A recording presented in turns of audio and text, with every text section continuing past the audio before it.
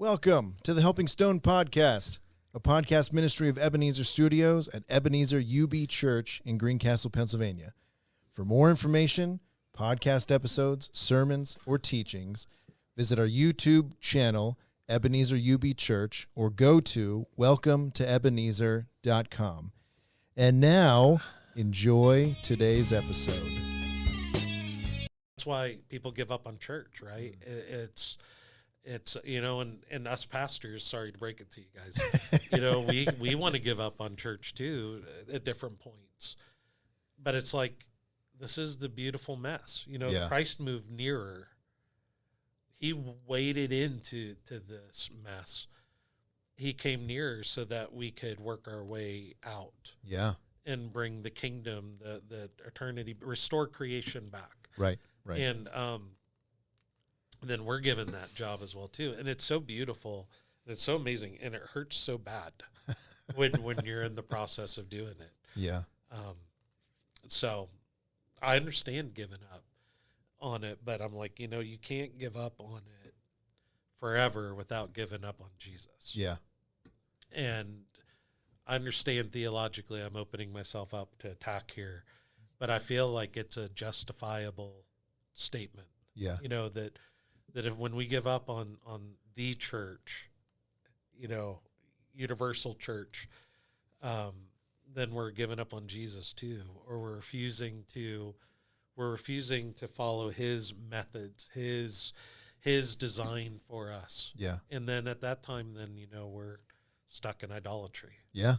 Well, he's the head of the church, so, you know, it's an easy equation. But it's easy when he just agrees with me all the time, right? Absolutely. That is seriously part of our other struggle. Yeah. You know, like Jesus agrees with me. Yeah. And well, not all the time. And I'd think he'd rather me say, I need to agree with him. Yeah. You know, like if he agrees with me, I put myself in the wrong place in the sentence. That's right. That's right. But that's just our default attitude. Yeah. It's mine. I'll be honest. When you read the Bible, you're going to find a whole lot of errors. All of them are in you.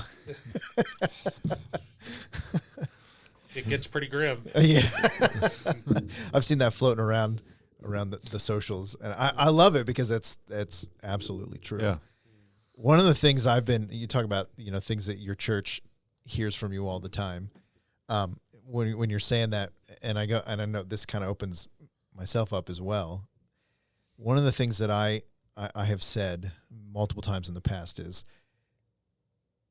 if somebody comes to me and is like, hey, I see this sin in you, and I'm telling you because I'm worried about you, our default reaction is to get defensive. And I mean, we've seen this in church over and over and over. It's why people leave church. You know, they're confronted by their sin, they're offended, and they go to another church to just keep going in their sin. I don't think we as the church have a grim enough idea of sin, the effects of it, because in my own life, even if it's like completely like it's a, and I mean this genuinely, not just me making excuses, even if it's like just a complete misunderstanding. Okay, they're seeing something, and it's not, and it's not completely or accurately the way that they're seeing it, but they're perceiving it as this is sin in your life. Okay, I would rather take the chance of that misunderstanding, of saying to them, thank you for bringing this to my attention. Please pray with me as I repent of this, and pray for me as I work through and repent of this, rather than saying, oh, well, no, you don't really understand, you don't get it, and kind of making all the excuses, valid or not, because that's how big of a deal sin is. And like, we have blind spots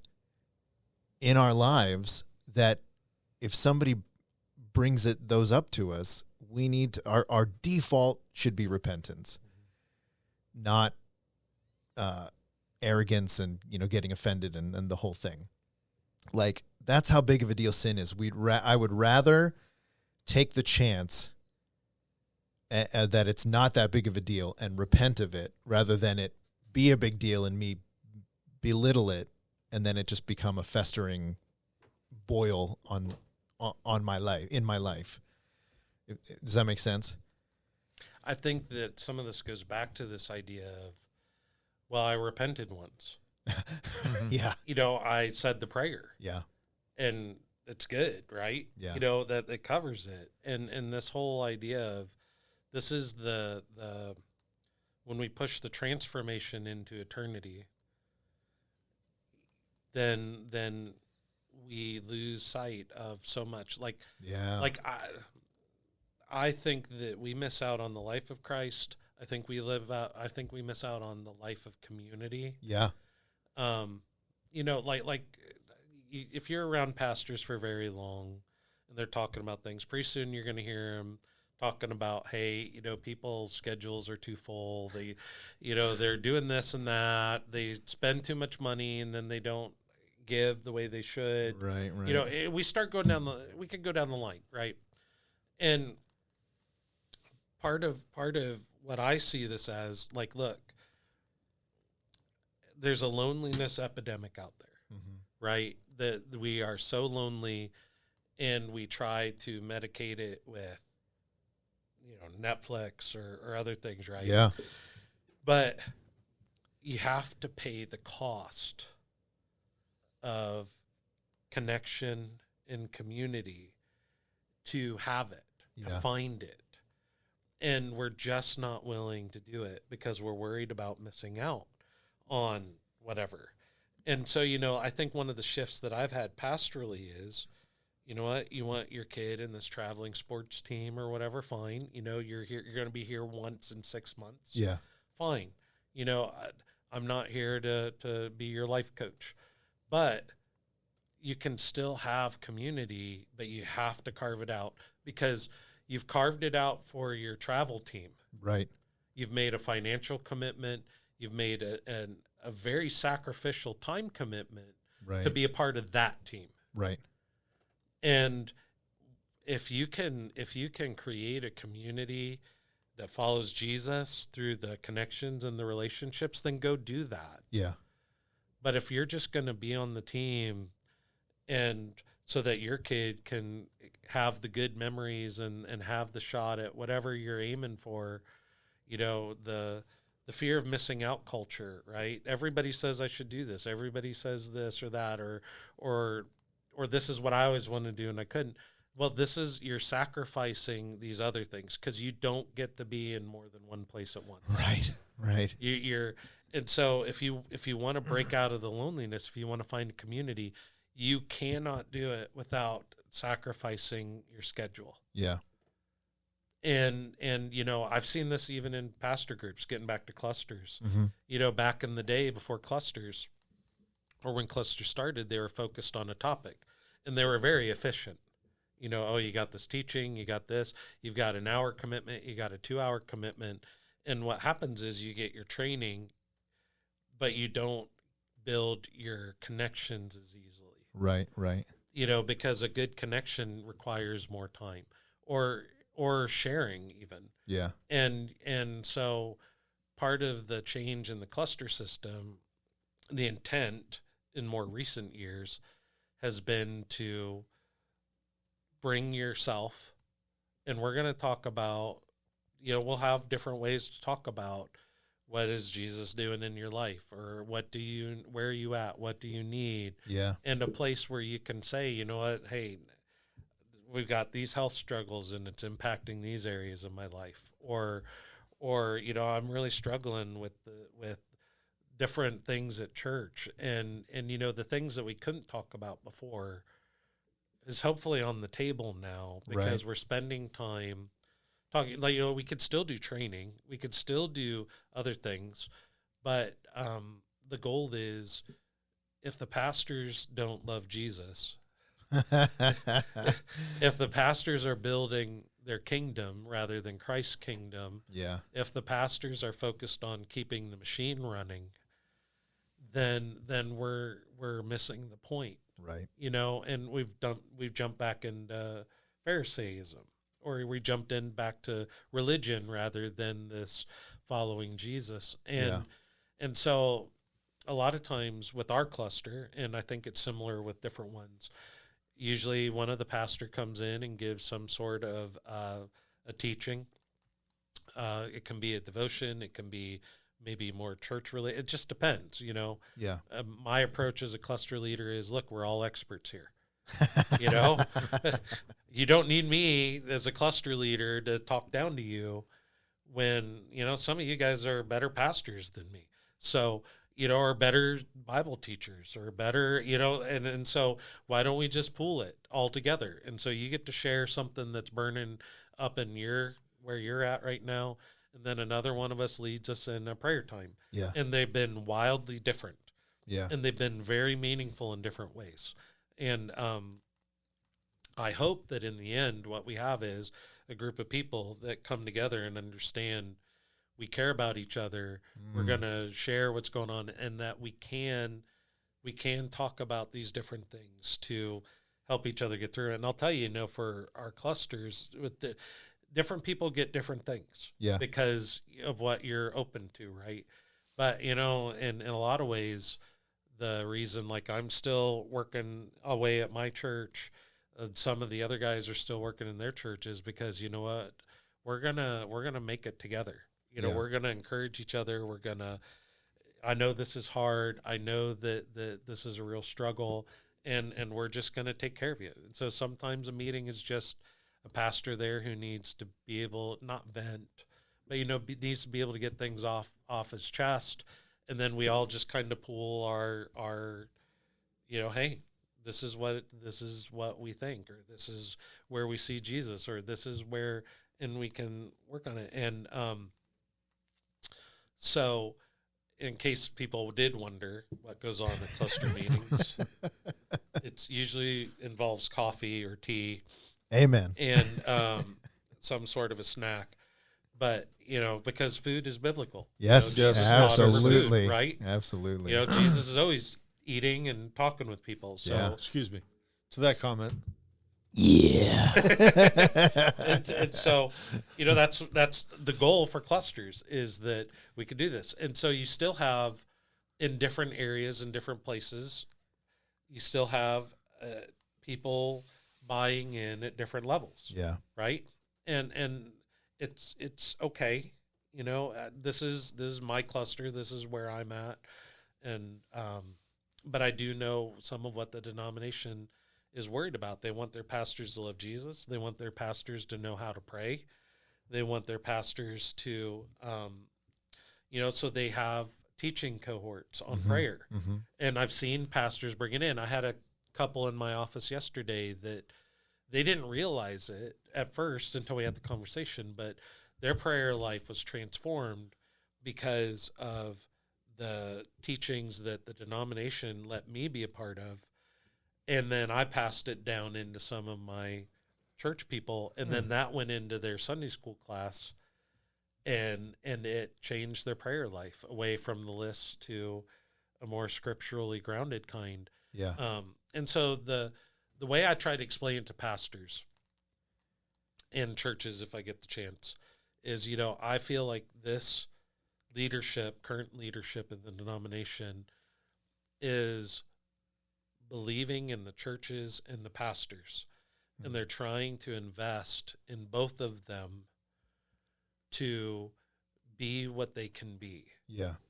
And, you know, in a refreshing change, like we send in reports this time of year, and it's super interesting. But years past, who knows if people read them or not. Right. But now I know that they are read and prayed over, because I get a card that specifically references that says what's in my report. Specific things that you put in there. Right. Yep. So they read it, and they prayed over it, and they do it for all the pastors and churches that bother sending in reports. That was happening long before AI was the thing. Right. Right. Well, and if they're using AI to do it, I'm impressed. 'Cause I don't think that they're quite at that level. But you know, and so what's happened is, because our denomination structure changed, the way our churches used to have an identity together was like through Rhodes Grove Camp, right, and the camp meetings, right? And so what's happened is our churches, since this is now, we're talking like 20 years now, is 2005 with the structural shift. What's happened is the middle layers that connected our churches together and helped an identity went away. Yeah. And organizationally, financially, it had to be done because we couldn't support, we weren't able to support the costs Right. that were involved. But also, society's changing, the church is changing. Yeah. And so, but the downside is we lost our connectedness and part of our identity with it. And it was a while before leadership realized that this is what happened. Yeah. And, you can't always put the genie back in the bottle. Because, like, annual conference used to be 2 weeks, like a solid 2 weeks. And then when I came in, 28 years ago out here to Mid-Atlantic Conference at Rosegrove, it was like 5 days or so. Yeah. And then they kept narrowing it down, and because you can't do it. And now national conference is what, 3 days, 4 days? 3 days every other year. Right. And And that's not 3 full days. no, not at all. Yeah. No. But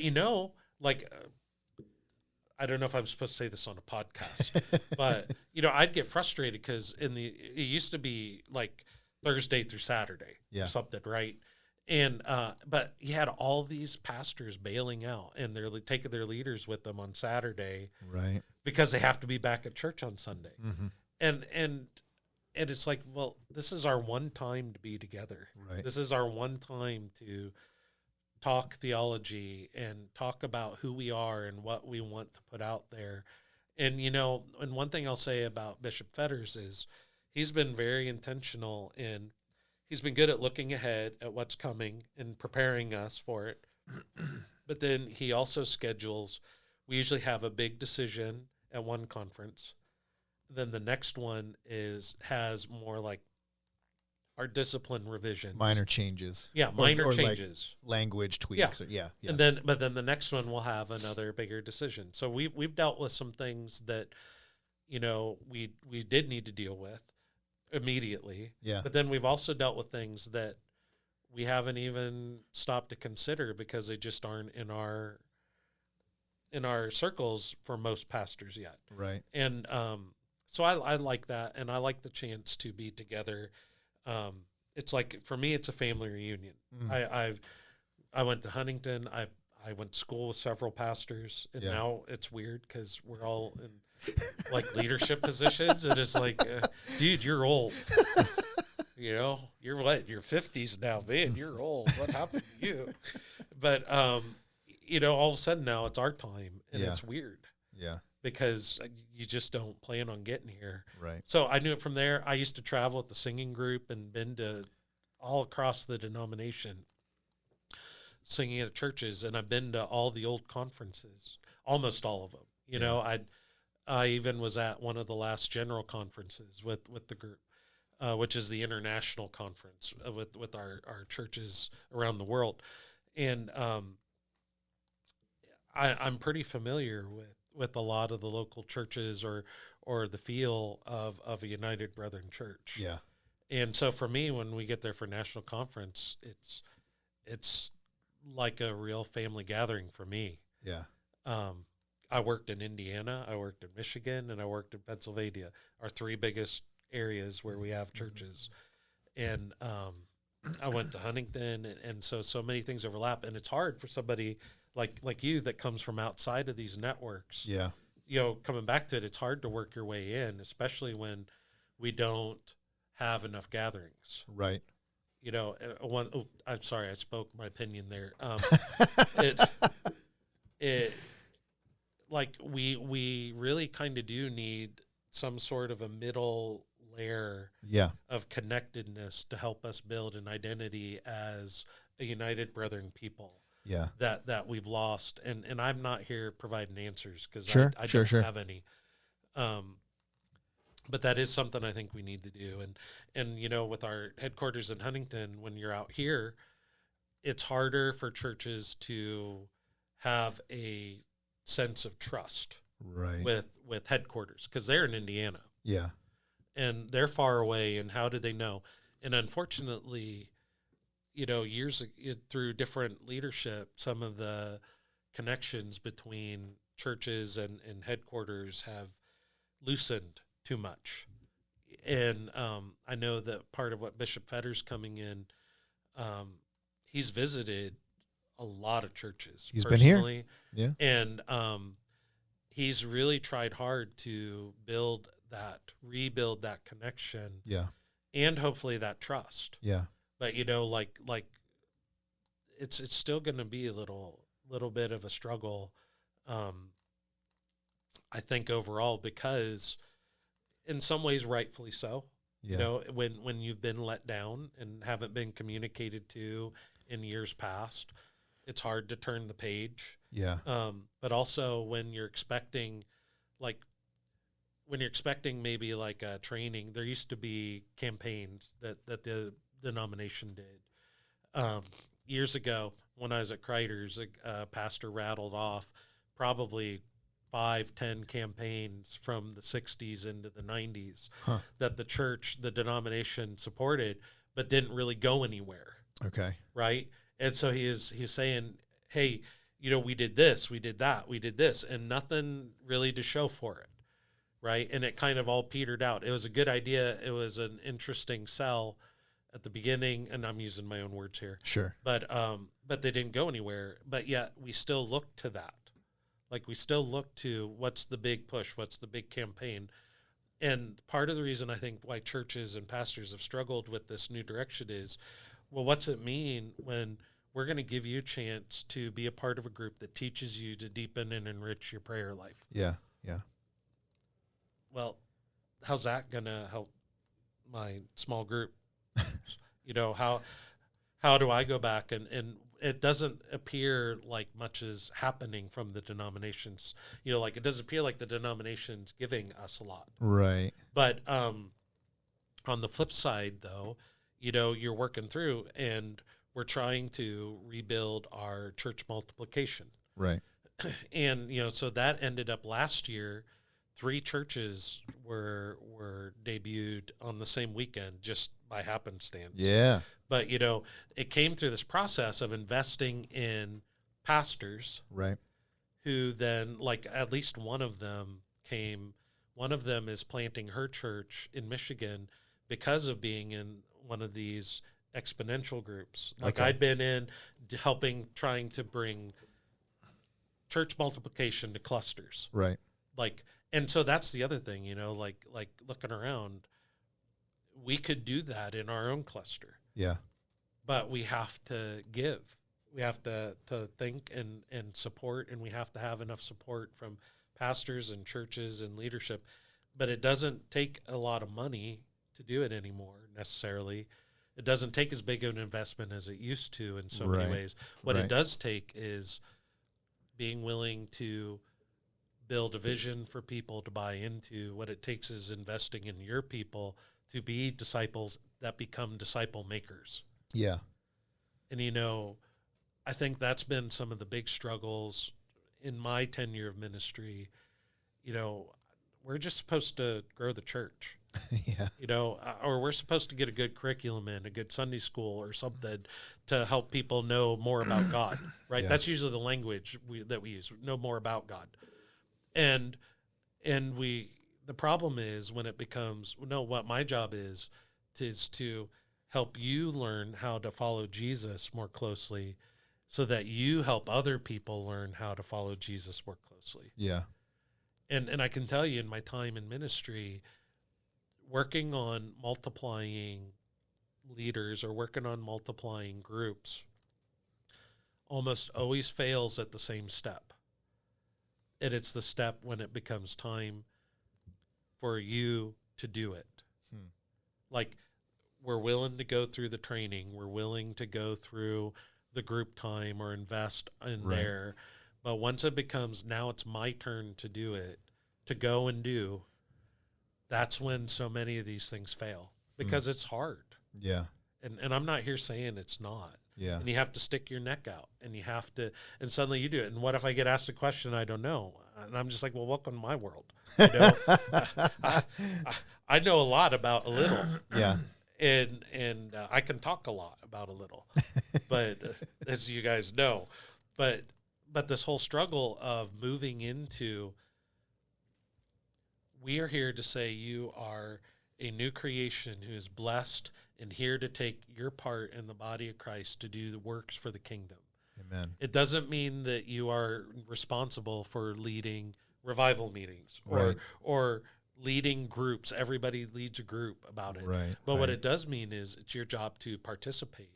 And it's still your job to love people who don't know Jesus, love them well, and show them, hey, this is what it's about, or give them the words of Jesus, the words of life, even though you may not accredit Jesus. Yeah. You know, like in a more hostile culture, which sometimes happens, you know, just different times, like, hey, you know, a wise man once said, or there's an old saying, or, you know, some old wisdom, you know, I just pull that stuff out. If I'm concerned about people not really wanting to hear about Jesus, okay, fine. I'll give you the words of Jesus, and because they carry weight all on their own. Right. And then maybe you'll be interested in hearing more where that came from. Yeah. Or maybe you'll be hungry now enough to ask the question, well, where did you get that from? Yeah. And, you know, this whole idea of we love and we bring in, we bring in and we bring a harvest. And that's the thing, is until the seed dies, you can't multiply. And that's the part of this dying part. You know, the seed has to be planted. Yeah. And the seed's gone, but then you have the harvest that comes out of it. And that's the goal. This is what I believe, that the denomination is wanting to encourage that growth, because that's how we started. Yeah. We started in the Great Awakening. Yeah. And going all the way back before the Revolutionary War in Lancaster County, in this area. Right. We started with the Great Awakening that was sweeping through the colonies and changed the course. Like one of the not a UB bishop, but a bishop in I forget what church it was in New York, gave a message one Sunday and said, I'm done preaching, and I'm probably going to be, this is probably going to be the last generation of Christians in the colonies, and left. Huh. We don't understand how dire the situation was and how close it was to have our faith dwindling out in the colonies. Yeah, yeah. When the Great Awakening hit. Yeah. And then the Second Great Awakening in the 1800s, and they've all had these massive impacts. And, you know, I'm hoping that we're going to be in the part of the Third Great Awakening, to where then has roots in multiplying. But we got to, as pastors, our job is to give the responsibility and the authority for our people to do their work. Yeah. And I think so many times it's like, here, you take it back. or give me the authority, but you keep the responsibility. Right. You know, and it's a human reaction, but I feel like that's been in my tenure, and there's a whole you know, I'm messy and wrong, but it feels like a lot of time I'm playing hot potato. You know, like look, this is, I see this in you. Were you interested? You know, or here. And I feel like that's been a part of it, is trying to build roots into this. And that's why I love where the direction of our leadership is now in the denomination of doing it. Now, does everybody agree with me? No. Right. You know, right. Does everybody agree with and no, and you don't have to. Yeah. We do have to love each other. We do have to do that, but we don't have to agree. And you know, but we do need to try to weather the storm together, you know, weather the time together. And then we'll see where God brings, when he brings in the next leader, the next bishop, the next, where is he going to be leading us then? Right. And I don't know. We'll see. Yeah. But, you know, for now, So my goal is, for Ebenezer, the people who listened here, just say, hey, the denomination does care about you, and the Absolutely. denomination wants you to thrive. Absolutely. And and as a cluster leader, that's part of my job, to come in as needed. Yeah. Which hopefully isn't often. Yeah. To come in and just say, hey, I'm not here to bang over you with my authority, because a lot of people don't recognize it anyways. But instead, hey, how can we work this out? Yeah. How can we bring a Jesus honoring resolution out of it? Yeah. And whether it's placing a pastor, which has always got its issues. I don't know if we have time. I can't talk about this, but I'd say that's the majority of my cluster leading responsibilities involve placing pastors, pastoral placement, and which I'm just a part of. It sounds like I'm in charge of it all. I'm not. I'm just a part of it. I play a part. But and then the actual cluster meetings. Yeah. Which I mainly just say, hey guys, what do we go to? Who takes this one? Oh, nobody. Well, you're going to take it then. It's kind of like being in church. Yeah. But pastoral placement, man. My message is always to churches. God's got your pastor. He's getting him ready, and he's wanting to get you ready. Mm-hmm. And so your job is not to just worry and stew or panic, or which happens. All of a sudden, a lot of church leadership suddenly realizes, oh, this is what pastors do. And I have to worry about it now, and I don't like it. I want to give it back. And it's all normal. But, I've seen it. There have been churches. One of my churches had a pastor. They waited about a year or more for a pastoral placement. And in my own opinion, I think the leadership of the church did a really great job of not only getting the church ready to receive a new pastor, but also to work through some of the fissures and the conflicts that had been there to be ready to receive a new pastor. Right. And that's kind of rare in my work. But a lot of times it's like I've seen churches be without a pastor for like a month or two. And all of a sudden there's, it's there. And I'm like, wow, this is amazing. And then I've seen them go over a year. I haven't seen them go longer than that. But, the whole thing is holding their hands and saying, look, I know you're under pressure. I know you're under stress, but you need to be patient, because God is working on either freeing up your pastor or calling them in, or wants you to work on these things to be ready to receive your pastor. Yeah. And most of the time, the churches are pretty happy at the end of it. And they're like, man, but that's the part of the cluster leader, is to stay in contact with the lay leaders and keep encouraging them and keep trying to explain, this is where we're at. This is what we're doing. Right. And the congregation, and they're the ones that have to answer the questions, because the congregation's like, well, what's going on? Well, this is what's going on, and this is what I know. And I know it's not impressive, but Chip is very familiar with that. Yes, I've been through it a couple times. Yeah. But I totally agree with what you said. One of the pastoral placements that I don't want to say privileged to be part of, but I was part of, they knew changes need to be made, but nobody wanted to do it. Yeah. There was no, and it was almost 2 years without a pastor. And even though things were being identified, there was no effort to prepare. I mean, if you plant a field, you got to prepare it before you plant seed. You got to prepare it before you harvest the seed. And I believe that's the way it is with church. Now, when this guy came over, I call it the void. The leadership of the church did a phenomenal job preparing for the change. Mm-hmm. And we were, 7 months, I think? Yeah, 6 or 7 months. 6, 7 months without a pastor. So it actually went fairly quickly, but change is never easy. And we saw that. But that's a decision a lot of people have to make on their own. But the leadership of the church worked hard to prepare for Josh to move into his position. I actually bought his new computer. No, did you buy that yourself? No, I don't think so. Maybe I had a part in that. Yeah. Do you like your computer? I do. Okay. No, but seriously, It's working well.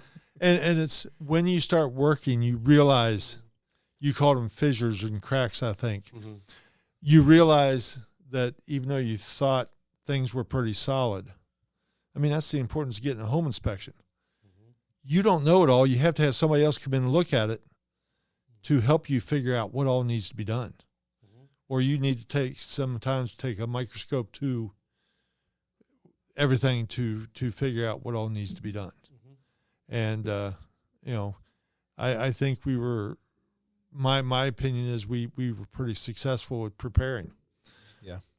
I don't think it was completely ready, because when that change was made and you came on board, well, we didn't know what Josh was going to be expecting. And there were some other things that needed to be looked at. Yeah. So, and part of the way the denomination tries to help bridge this gap is wasn't me. It's my wife messaging me. But no, part of the way that they try to help is, and this is the other thing, I'm like, mind your steps. Yeah. Right. We have to don't get ahead, because then we get in trouble. Mm-hmm. Don't leak this out. There's this time that we do this and that. And but it's also so different than the way it used to be. 10-4. Yeah, right. But Total agreement there. I really love the system we have now. Yeah. Because what happens is there's three parties involved: the denomination, the church, and the pastor. Yeah. Right? And all three have to agree. Yeah. Now, the way the denomination shows approval is by the pastoral candidates they provide to the church. And what happens is, currently it's the bishop, and he's kind of overworked in this field right now. Mm-hmm. But the church has an important say on who they get as a pastor by completing a parish profile, right? And so you can either view it as busy work to fill out and be done, which is not going to help the process. Or you can take your time and say, this is because what will happen is the bishop will read it, he'll pray over it, and say, okay, this is what the church is saying, where they're at, and what they need. Yeah. Right? And so then, well, who of the pastoral candidates out there kind of fit this match? And then he'll pray over that and see what happens. And then he'll provide a candidate to the church to bring in. Right. And the church is like, well, I want 2 or 3, or, I want something to do. And it's like, well, we're just going to do them one at a time. And if it's and so then as a cluster leader, what I end up doing is I manage the meetings together. And I kind of pick this up early on. I go in and I tell the church side and I tell the pastor side, you need to figure out 5 of the most important questions you need to know. And then when we get together with the pastoral search team, then that's what I do. I'm like, okay, we're going to ping pong this. The church, you guys get to ask your first question, and they have had time to prepare. And so they should ask what's most important to them, to the pastor, that hasn't been answered through the profile or anything else. Right. Then the pastor gets to ask his question to the leaders. And then we just go back and forth till the time's done. That's good. And so what happens is there's this process of, what do you need to know? What's most important for you to know? And then we don't waste as much time. Yeah. Hemming and hawing. And I cap the meetings at an hour. So that's good. If you sometimes it takes longer. Yeah. Than others. And it's my job just to kind of run the meeting. It's not my job to interpret. Sometimes I do need to fill in when I know some things, or help it. But then usually by the end of the meeting or before, when they get together, it's pretty clear for people if this is a match or not. Yeah. And so sometimes you don't have a match with the first candidate, so you go to the next one. Right. And then other times you have a match and it's just pretty obvious. And so it's been really interesting to watch all this and be a part of it. But I really like the system. Nobody's forced on each other. The church has a say. The pastor has a say, and I really like it, even though it doesn't fit the old way of doing it. The more familiar. Well, why don't we have him come in and preach? Yeah. Well, because that's not everybody's good at preaching. Chip told me a story during the Void. There was a guy that came in who was with Disciple Makers, I think it was. He was with one of the missions organizations that the church supports, and he just came in and just gave a banger of a sermon. Oh, yeah. I mean, absolutely knocked it out of the park. And the church and people in the church were like, "Why can't we get him to be our pastor?" And Chip said something to him, and he was like, "Oh, I just have that one sermon I do over and over and over." Right. So of course he's going to knock it out of the park. The secret's out now. Yeah. But that is also another problem. If your pastor's going to walk in with his best sermon, right, and that's why I said that, not to reveal a secret, but because that's oftentimes that's how it goes. You bring your absolute grand slam of a sermon that you've done over and over and over, and to impress them, but that's not really the, I don't know, full caliber, I guess, of a guy's preaching. In fact, I remember my first, somebody in our church, I won't mention his name, somebody in our church said like Bob. 6 months. I don't know. I'm just saying it to be funny. I picked out a name. Sorry, Bob. Sorry, Melvin. My first Sunday was the very first sermon I preached in this church. And I mean, I didn't think I was nervous about it, but I was. And then this individual said like 6 months later, he was like, "Oh, it was terrible." And he didn't mean terrible. Yeah, he meant that was at a board meeting. Yeah, it was, he could tell I was terribly nervous, so that's where the word "terrible" is coming from. But we you all know have what? some rough moments preaching, if we're honest. And it's funny. Spoiler alert: it wasn't Bob. I thought that was one of my bangers. Oh yeah. So it laid some great groundwork in that. Like I kind of appreciate that now looking back, that it was a little bit rough. I was terribly nervous. I remember I got up and I didn't even say good morning because I will call this. I remember Rita, because she was Somebody called you out on that too. Oh, I love Rita, and I love that she said that. She's like, he needs to get up there and say good morning, but because I was nervous and the whole thing, and so it was a like this system, because we use the system for me coming in. It was the way the Lord worked, and it that's another thing I'm going to mention here in a minute. The way the Lord worked it, where I came in and started, and we built what's that song by Jefferson Built Starship? This city on rock We and built roll. this city together on rock and roll. Yeah. No, we just built this city on rock and roll, not together. Sorry. Okay, yeah. Maybe it was a bad analogy. But rock and roll brings people together. That's right. Speaks to my heart. But we did it together. Yeah. And I think it's just awesome the way that the Lord worked it. And that's the other thing, because I like this system too. And I've heard lots of people say they don't like this system. And I think the reason they don't like it is because they don't realize, when you say that the denomination is involved, the church is involved, and the pastor is involved, what they don't realize is that the Lord is over the whole thing. Mm-hmm. He's the one that appoints the person through this process.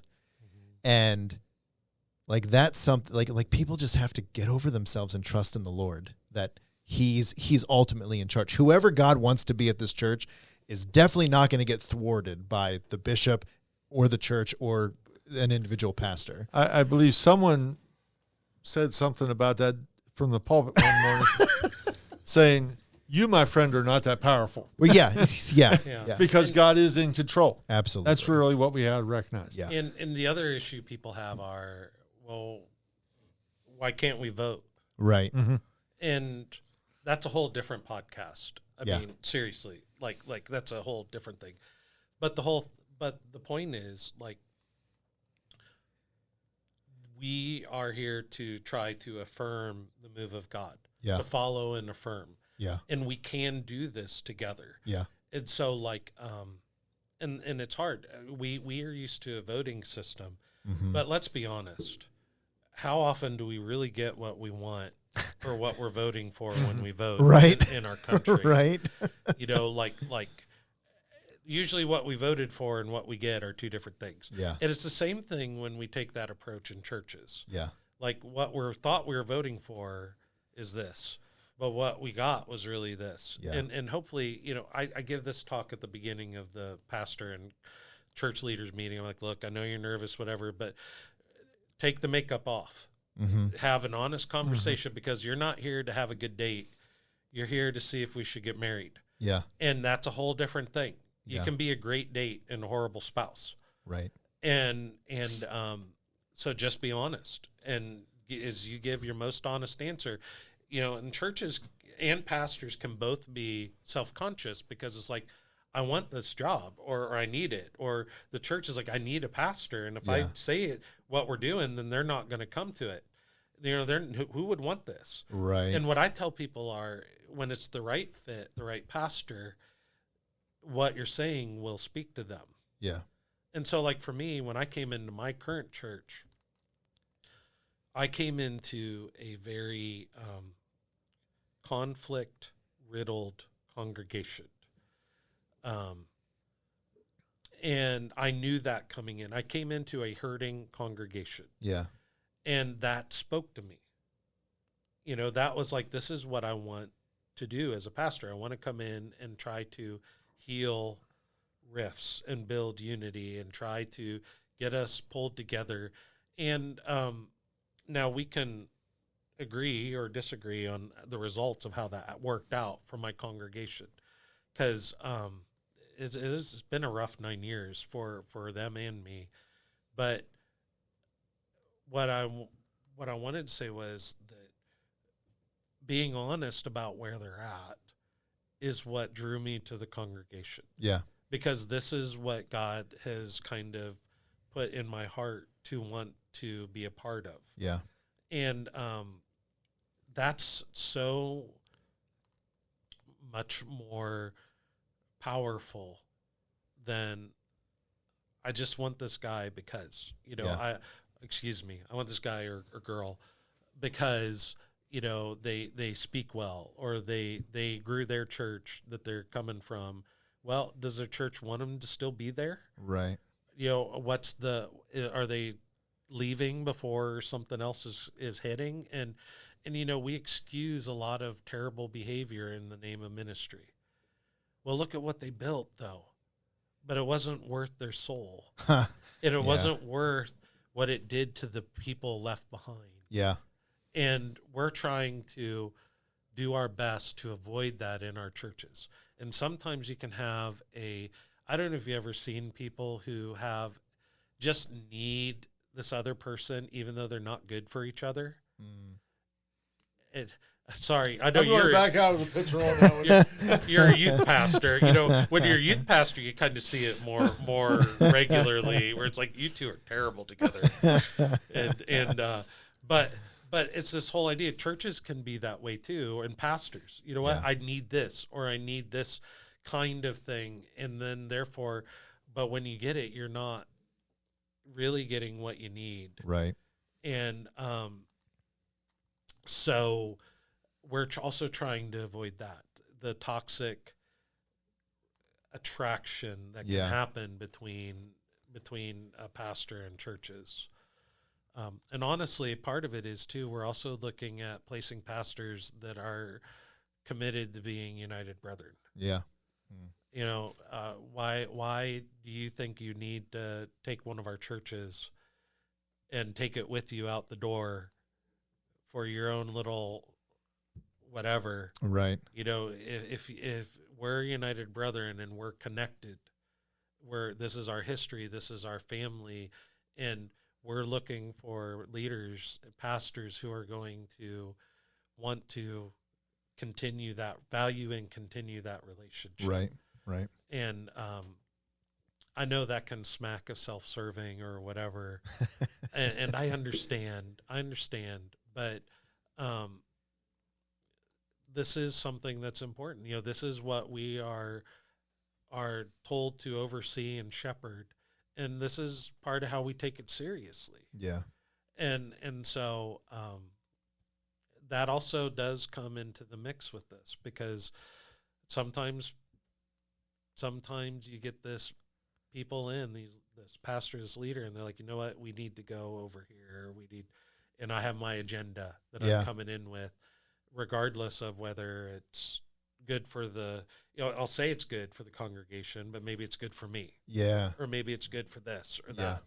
And we're not, if we can stop that before it happens, then that's good. But sometimes churches leave because they want that pastor. Yeah. Unfortunately, that's been the case at different points. They just have to have that pastor, and it's not going to work. So then they withdraw. Yeah. I think the denomination has done a really good job at finding that balance between each of the churches, as we were talking about earlier. Each of the churches are individual churches. Mm-hmm. You know, they do things a certain way, and the denomination does not lord it over them.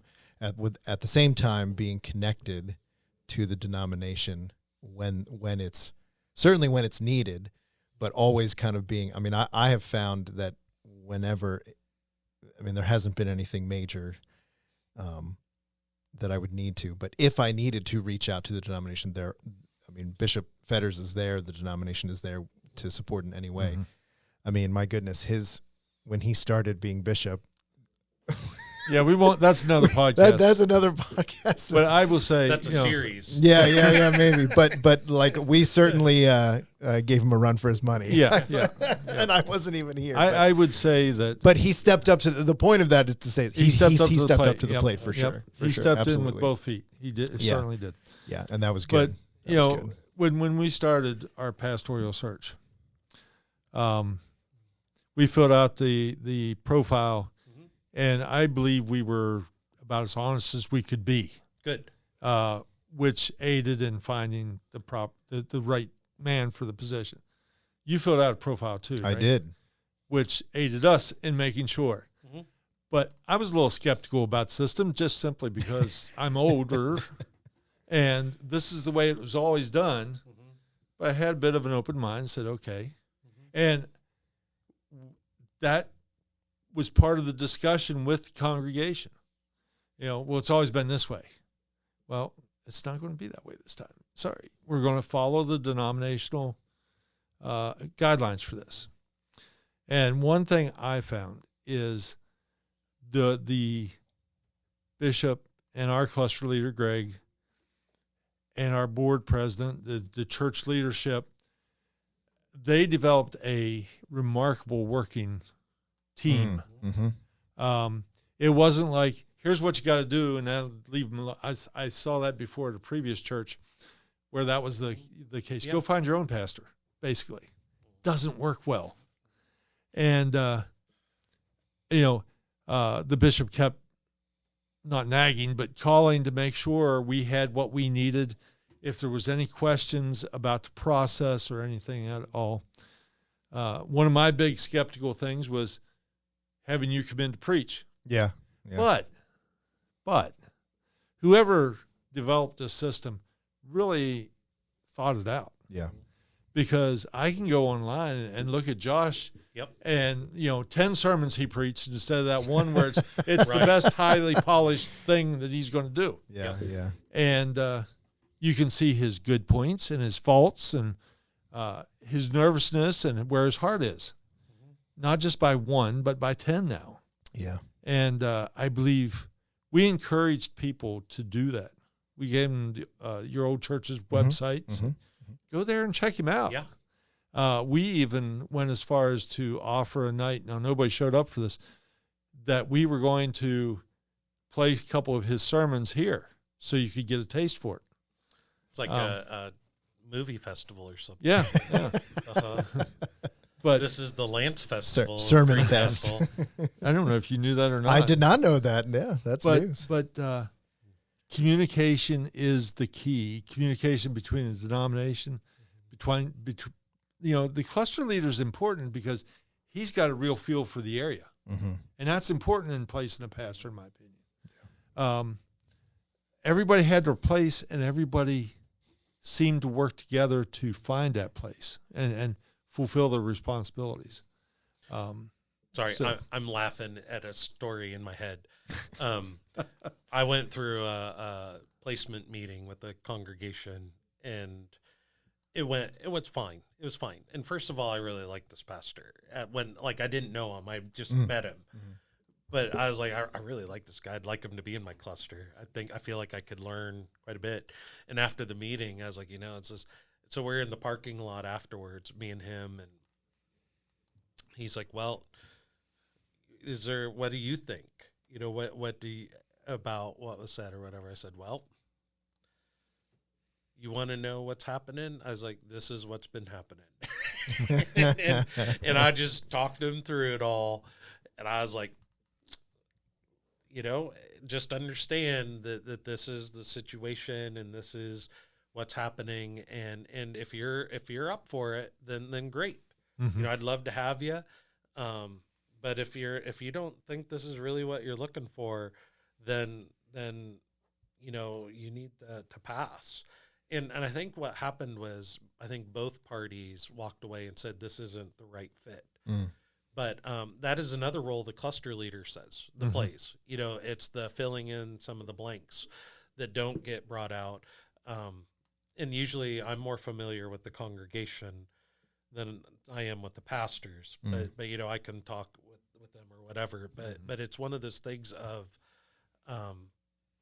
we do want honesty, and we do want to make an informed decision and to seek the Lord out.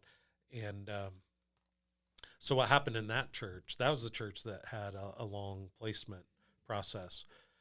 They got their pastor a while later, but the Lord had to work. Yeah. And it's worked out really well. Yeah. And it was, I don't think it is the right placement, but they had to wait until the Lord had freed him up to get the situation ready for him. And I think now they would not regret or moan about the time because that church and pastor have a really good relationship. Yeah.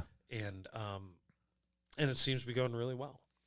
One of the things, I'll make this the last point because we're running. Oh no, we got hours to kill yet. We got so much more.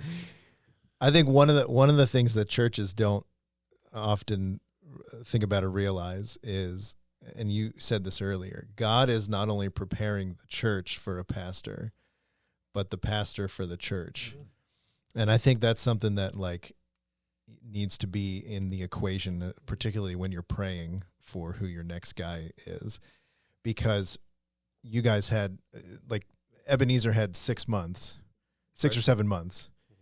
God was preparing me for 3 years to get to this point. And I mean, when I say preparing, I had to go through the wilderness with the Israelites for 3 years.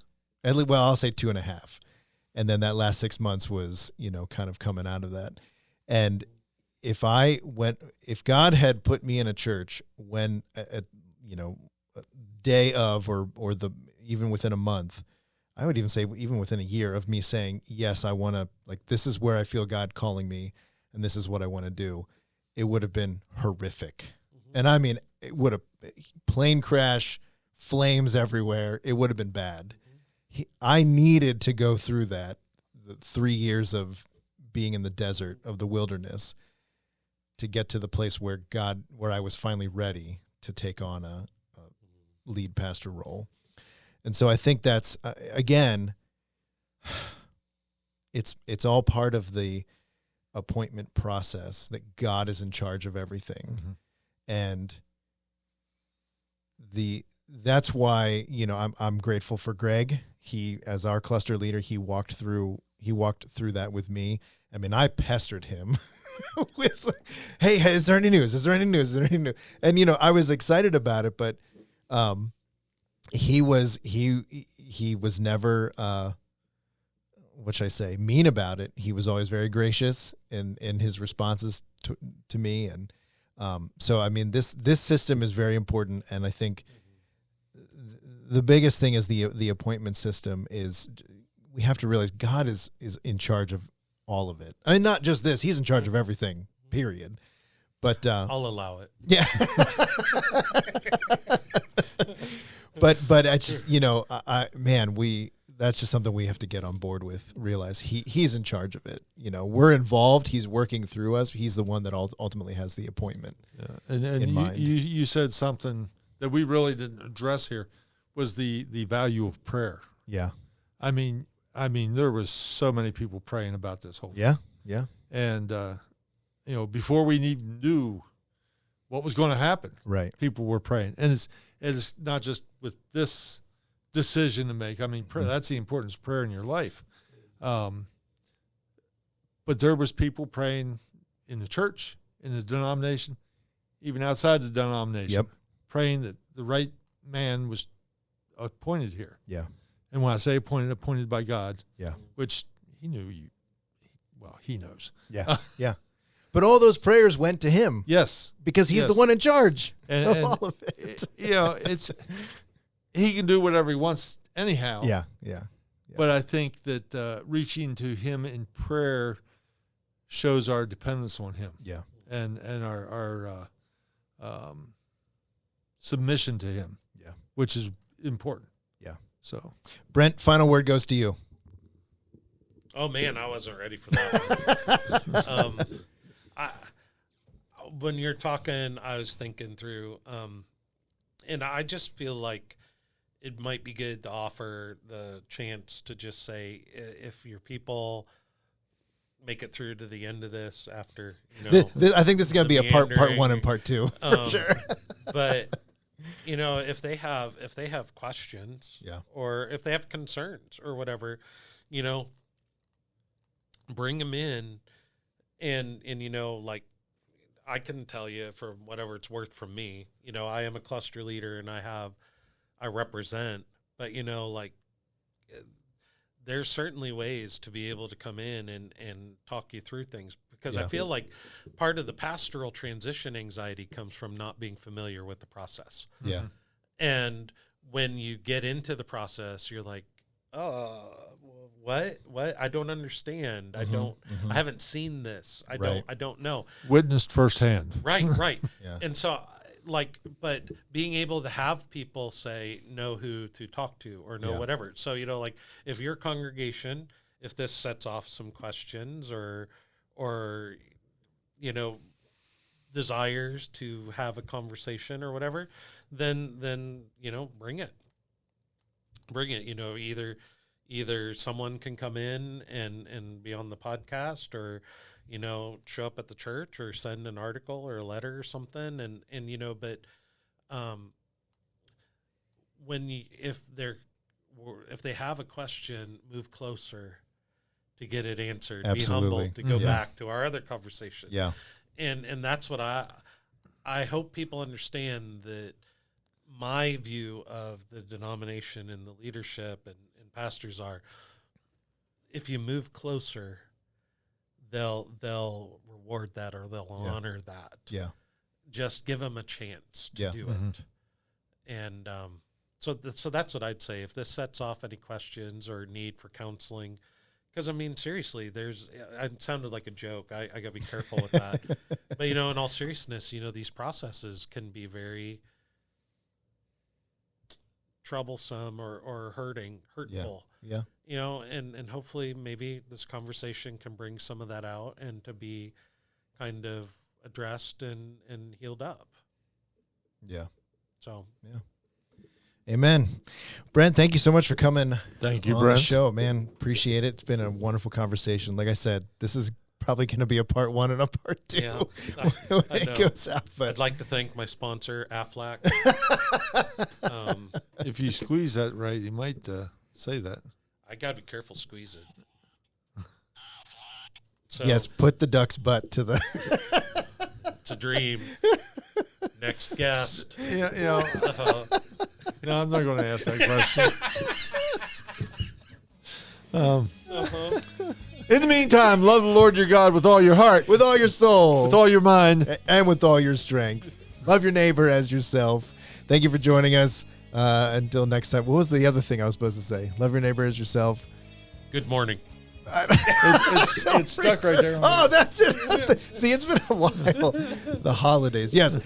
May the grace of the Lord Jesus, the love of God the Father, and the fellowship of the Holy Spirit be with you all. Amen.